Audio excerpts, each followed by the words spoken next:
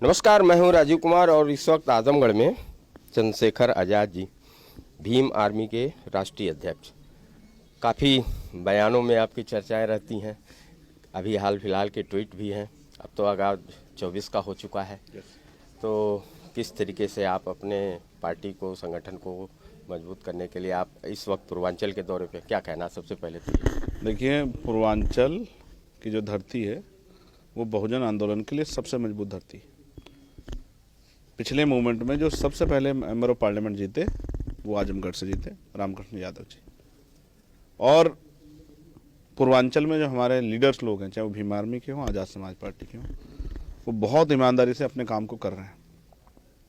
उनके काम की वजह से जब जिला पंचायत का चुनाव हमने जिला पंचायत भी जीते, और भविष्य में जो भी चुनाव आएगा उनमें भी हम लोग जो है मजबूत भागीदारी आज़ाद समाज पार्टी की रहेगी। लगातार हम लोग दौरे कर रहे हैं और ये दौरे इस बार इटावा से स्टार्ट हुए थे। इटावा, उन्नाव, सीतापुर, आज आजमगढ़, कल हम आज ही हम लोग मऊ चले जाएंगे। कल आजमगढ़ में बहुत सारे बहुजन समाज पार्टी जुड़े लोगों ने, जो माननीय काशी राम साहब के सहयोग रहे, उन्होंने आज़ाद समाज पार्टी में आस्था विश्वास जगाया। लगभग 300-400 जिम्मेदार लोगों ने, खूब कई पूर्व प्रधान, वर्तमान प्रधान, जिला पंचायत सदस्य, सब लोगों ने पार्टी ज्वाइन की। इसका मतलब ज़मीन पे जो काम आज़ाद समाज पार्टी भीम आर्मी के लोग कर रहे हैं, उससे जनता के बीच में आज़ाद समाज पार्टी का विश्वास बढ़ रहा है और जनता उन पर विश्वास कर रही है। और मुझे उम्मीद है कि आने वाले समय में आज़ाद समाज पार्टी एक बड़ी ताकत जो है पूर्वांचल में बनेगी। तो जिस तरीके से आपका दौरा चल रहा है, इलाके इलाके में जा रहे हैं, क्या संदेश मुख्यतः आप दे रहे हैं, खासतौर पे अब तो 24 को? देखिए, जिला स्तरीय सम्मेलन इसलिए हो रहे हैं कि लोकसभा चुनाव की तैयारी की समीक्षा हो जाए।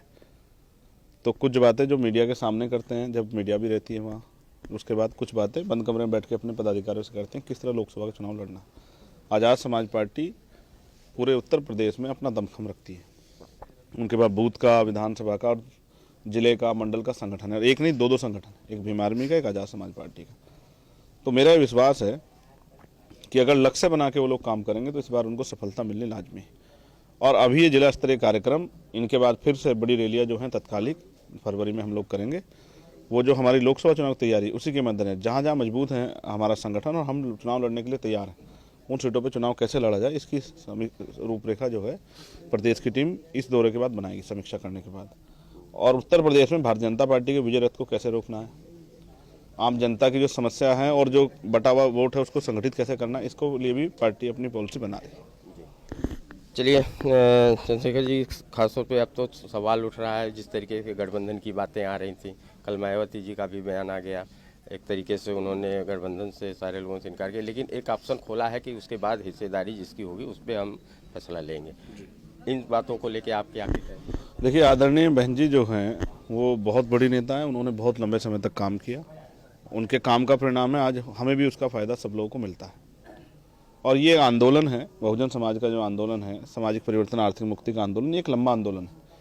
ये आज का नहीं है, महामानव तथा बुद्ध के समय से चला। ज्योतिबा फूले, संत रविदास, डॉक्टर बाबा साहब अम्बेडकर, मान्यवर काशी राम, साहू जी महाराज, महामना राम सुवर्मा, तमाम महापुरुषों ने इसको आगे बढ़ाया। जननायक कपूरी ठाकुर, बाबू जगदेव प्रसाद कुशवाहा, मान्यवर दीना भाना वाल्मीकि। अब इस आंदोलन को बहन जी ने भी जब तक वो बढ़ा सकती थी बढ़ाया। और आज क्योंकि उनकी पार्टी पॉलिसी है, वो जो निर्णय उन्होंने लिया वो बहुत सोच समझ के लिया होगा। लेकिन मेरा ये मानना है कि आज जो हालात हैं लोकतंत्र के, जो संविधान के खिलाफ जिस तरह की साजिशें हो रही हैं, कमजोर वर्गों के अधिकारों को जिस तरह कुचला जा रहा है, दलित, पिछड़े, मुसलमान, आदिवासी, न्याय पसंद लोग, महिलाएं, उनकी रक्षा के लिए उनका विश्वास मजबूत, आज निडरता की जरूरत है। आज इस लड़ाई को मजबूती से लड़ने की जरूरत है, किसी भी तरह के डर भय को दूर करते हुए। आज सत्ता के सरकारी मशीनरी के दुरुपयोग से, किसी ईडी सीबीआई से, इनकम टैक्स से, झूठे मुकदमे, जेल से के डर को दूर करके आज समाज हित में लड़ाई लड़ने की जरूरत है। इस काम को आज़ाद समाज पार्टी बखूबी कर रही है। और जब तक, देखिए, मैंने जो चुनावी राजनीति शुरू की वो मैं अपने परिवार के हालात देख के मैंने शुरू नहीं की। जब मैं देश भर में भीम आर्मी के माध्यम से घूमता था तो कमजोर वर्गों के हालात देख के, कि आज़ादी के 70 साल बाद भी उनके जीवन में बहुत कुछ परिवर्तन नहीं हुआ है, ना बहुत ज़्यादा रोजगार मिला है, ना ज़मीनें मिली हैं, ना सुख सुविधाएं मिली हैं, ना नौकरी मिली है, ना अच्छे घर है, ना अपना पीने के लिए साफ पानी है, ना पहनने के लिए अच्छे कपड़े हैं, ना छत है। और बहन बेटियों के साथ रेप, हत्या, ये तमाम तरह की चीज़ें रोज होती रहती हैं। तो ये सब कब बंद होगी? इनको रोकने की क्या व्यवस्था है सरकार के पास? पुलिस होते, इंटेलिजेंस, कुछ भी नहीं रुक रहा है। तब हमने आज़ाद समाज पार्टी के जरिए बीड़ा उठाया, क्योंकि किसी भी तरह का परिवर्तन वो शक्ति से होता है, शक्ति लोकतंत्र में सत्ता में है। तो आज़ाद समाज पार्टी निडरता के साथ, उनके नेता और स्वयं उनका कार्यकर्ता के रूप में चंद्रशेखर आज़ाद भी किसी भी कीमत पे अपने खून का आखिरी कतरा कतरा लगा के भारतीय लोकतंत्र, भारतीय संविधान को बचाने के लिए, लोगों के अधिकारों की रक्षा के लिए हम तत्पर तैयार हैं। और इसके लिए चाहे कोई भी कीमत चुकानी पड़े, वो सारी कीमत चुका के भी हम भारतीय जनता पार्टी के रथ को रोकने के लिए मन बना के मेहनत कर रहे हैं। और हम किसी मुकदमे से, किसी CBID इनकम टैक्स से, तमाम तरह किसी भी मुसीबत से डरेंगे नहीं, क्योंकि ये देश बचाने का सवाल है, लोकतंत्र और संविधान बचाने का सवाल है। जिस तरीके से समाजवादी पार्टी के मुखिया अखिलेश यादव जी का प्रयास रहा, आप लोगों के साथ गठबंधन की भी बातें रही, वो अब नाकाम एक तरीके से होती रही हाल फिलहाल की बातों से, आपकी भी नाराजगी है क्या? मेरी नाराजगी तो भारत की जनता से है कि भारत की जनता तमाम तरह की मुसीबतों को सह रही है और फिर भी भारतीय जनता पार्टी को मौका दे रही है। लेकिन फिर मैं सोचता हूं कि नाराजगी करने से काम नहीं चलेगा, क्योंकि EVM द्वारा भी वोटों की चोरी हो रही है। EVM के द्वारा वोटों की चोरी ना हो, लोकतंत्र की हत्या ना हो, इसके लिए भी हम एक बड़ा आंदोलन तैयार कर रहे हैं। इन समीक्षा मीटिंगों में हम ये बता रहे हैं कि EVM द्वारा वोट की चोरी रोकने के लिए भी हमें मजबूत आंदोलन करने हैं। EVM पे हमारे जिला स्तरीय, फिर प्रदेश स्तरीय और राष्ट्रीय स्तरीय आंदोलन होंगे।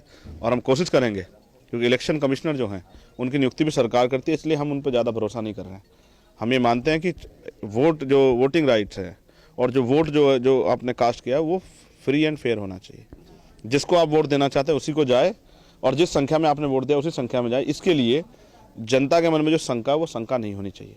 और शंका दूर करने के लिए सरकार को चाहिए था कि सरकार ठोस कदम उठाए, और इलेक्शन कमिश्नर को भी चाहिए था कि वो ठोस कदम, ऐसा कुछ भी नहीं हुआ।